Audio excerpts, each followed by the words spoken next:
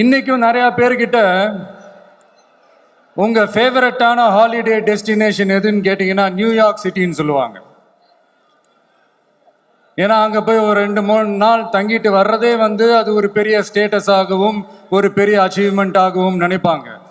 ஆனால் 100 வருஷத்துக்கு முன்னாடியே நியூயார்க்லாம் போய் அங்கே உலக புகழ் பெற்ற கொலம்பியா யூனிவர்சிட்டிலலாம் போய் படித்து டாக்டர் பட்டம் வாங்கி சாதிச்ச ஒரு அசாத்திய மாணவர் ஒருத்தர் இருந்தார். அது கூட பெருசு இல்லை, அவர் எந்த சூழ்நிலையில அங்கே போய் படித்து சாதிச்சாருன்றதான் மிகப்பெரிய விஷயம்.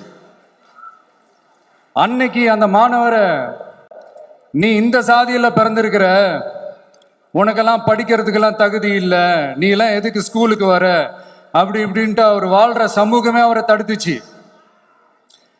அதையும் மீறி அந்த மாணவர் பள்ளிக்கூடம் போனா சக மாணவர்களுடன் சரிசமா உட்கார்ந்து படிக்க அவருக்கு அனுமதி இல்லை.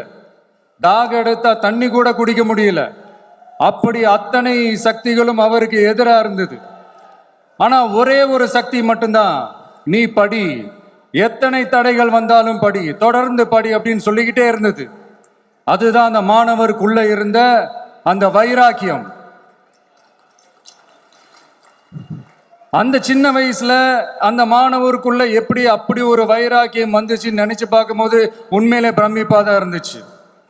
அந்த வைராக்கியம் தான் அந்த மாணவரை பிற்காலத்துல இந்த நாட்டோட ஒரு தலை சிறந்த இன்டெலெக்சுவலா டிரான்ஸ்ஃபார்ம் ஆகிறதுக்கும் காரணமா இருந்துச்சு. எனக்கு தெரிஞ்ச உலக வரலாற்றிலே இப்படி ஒரு டிரான்ஸ்ஃபர்மேஷனை யாரும் பார்த்திருக்க மாட்டாங்க.